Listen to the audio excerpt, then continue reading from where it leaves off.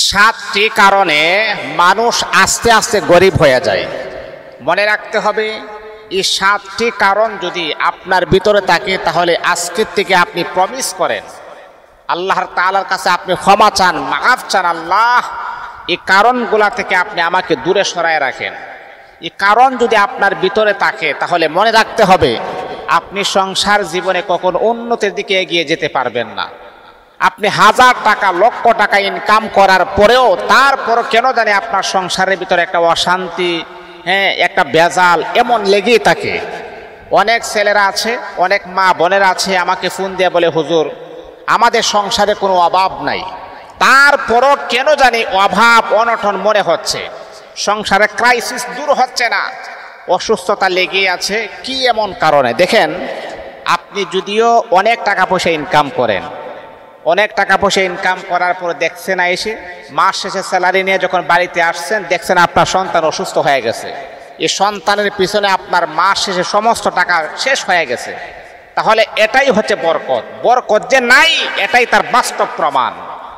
মনে রাখতে হবে এই সাতটি কারণে মানুষ আস্তে আস্তে গরিব হয়ে যায়, দুর্বল হয়ে যায়। শুধু খালি গরিব হয় তা নয়, তার স্বাস্থ্য নষ্ট হয়ে যায়। এক নাম্বার হচ্ছে যেই ব্যক্তি নামাজের প্রতি গাফেল থাকে, নামাজ তো পড়েই না, আর নামাজের প্রতি তার কোনো মনোযোগী নাই, নামাজের প্রতি কোনো সম্মান নাই। আল্লাহ পাক রব্বুল আলামিন কোরআনুল কারীমের ভিতরে আমার আল্লাহ বড় সুন্দর করে বলেন, ইন্নাস সালাতা তানহা আনিল ফাহশাই ওয়াল মুনকার। নামাজ হলো এমন একটি ইবাদত, নামাজ হলো এমন একটি ইবাদত যে ইবাদত মানুষকে গুনাহের কাছ থেকে মানুষকে বাধা প্রদান করে, ওই নামাজ তাকে জান্নাত পর্যন্ত পৌঁছাইয়া দিতে পারে।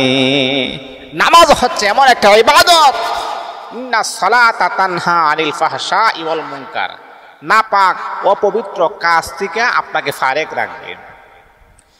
যারা নামাজ পড়ে না তাদের জীবনে কোনো বরকত আসে না। নামাজ পড়ুন, আল্লাহ পাক আপনার জীবনের মাঝে বরকত দান করবেন, সফলতা দান করবেন। তাহলে এক নাম্বার হচ্ছে যে সাতটি কারণে মানুষ গরিব হয়, এক নাম্বার হচ্ছে নামাজ যদি গাফেল করেন, নামাজে যদি উদাসীনতা আপনার মাঝে চলে আসে, নামাজ যদি আপনি না পড়েন। দুই নাম্বার হলো রিজিকে হালাল হারাম পরোয়া না করা, হারাম উপার্জন করা সম্পূর্ণ হারাম।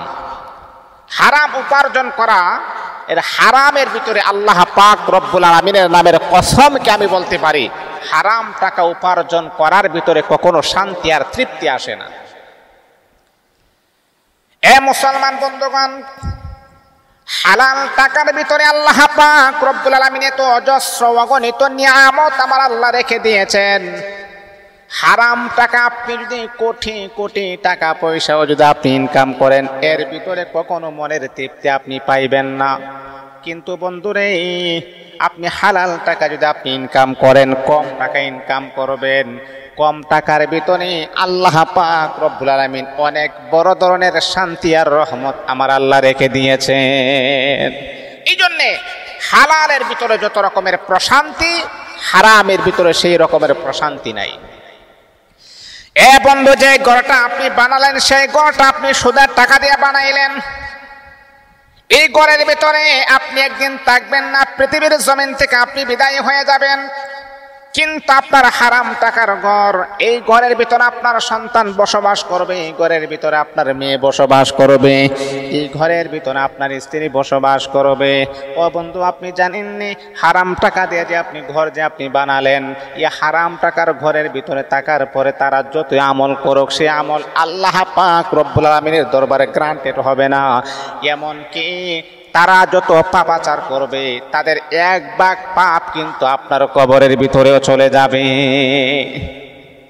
হারাম উপার্জিত টাকা দিয়ে আপনি ঘর বানালেন আর আপনি কবরে চলে গেছেন, মনে রাখতে হবে এই ঘর যতদিন থাকবে ততদিন আপনার কবরের ভিতরে জাহান্নামের আগুনও যাইতে থাকবে।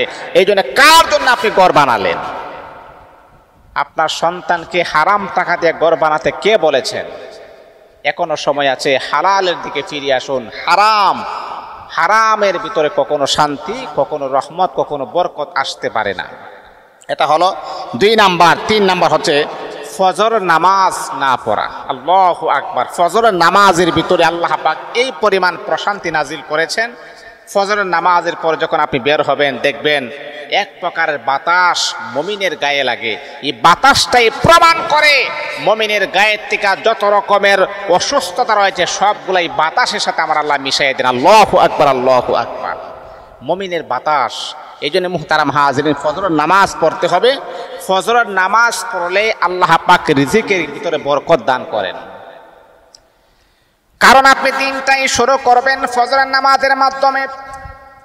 যখন আপনি ফজরের নামাজ যখন কমপ্লিট করবেন, তখন মালিকের কাছে দুইটা হাত বাড়ায় বলবেন, ও আমার মালিক, ফজরের নামাজ দিয়ে আমি দিনটা শুরু করলাম, আয় আল্লাহ এই আজকের দিনে তুমি বরকত নাজিল করিয়া দাও।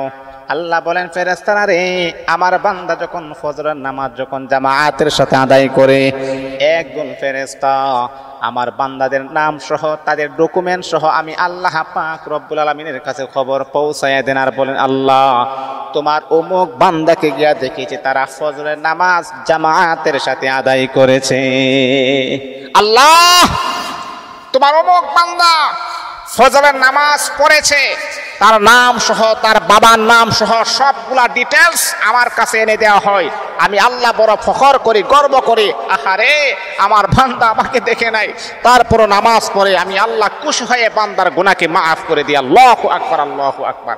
এই জন্যে ফজরের নামাজ যদি না পড়েন আপনি কখনো বরকত পাবেন না, আপনি কখনো রহমত পাবেন না। আপনি আস্তে আস্তে গরিব হয়ে যাবেন, আপনি দুর্বল হয়ে যাবেন।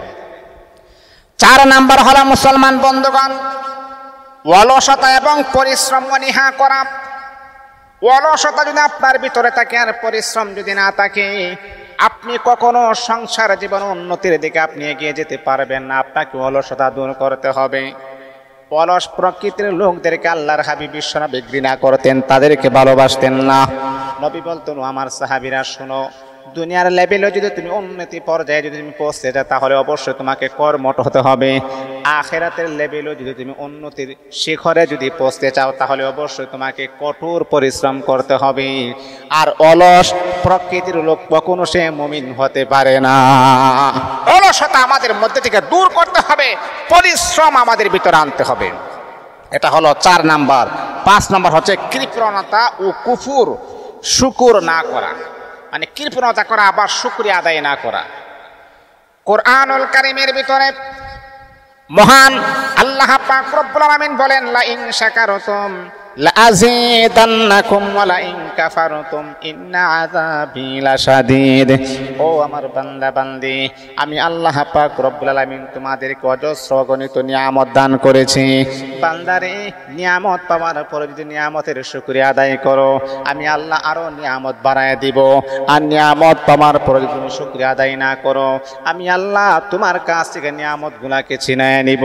ও বন্ধু, আমার আল্লাহ আমাদেরকে যে হালতে রেখেছেন, যে অবস্থায় রেখেছেন, সর্বহালতে সর্ব অবস্থায় যদি মালিকের শুকরিয়া আদায় করতে পারেন, আল্লাহ পাক রব্বুল আলামিন নিয়ামতের ভিতরে আমার আল্লাহ বারাকা নাজিল করে দিবেন। আর যদি শুকরিয়া আদায় না করেন, আস্তে আস্তে আমার আল্লাহ আপনাকে গরিব বানায়া দিবেন। এই জন্যে নিয়ামতের শুকরিয়া আদায় করতে হবে, কৃপণতা করা যাবে না। আমার আল্লাহ আমাকে সম্পদ দিয়েছেন, সেই সম্পদের যাকাত প্রদান করতে হবে।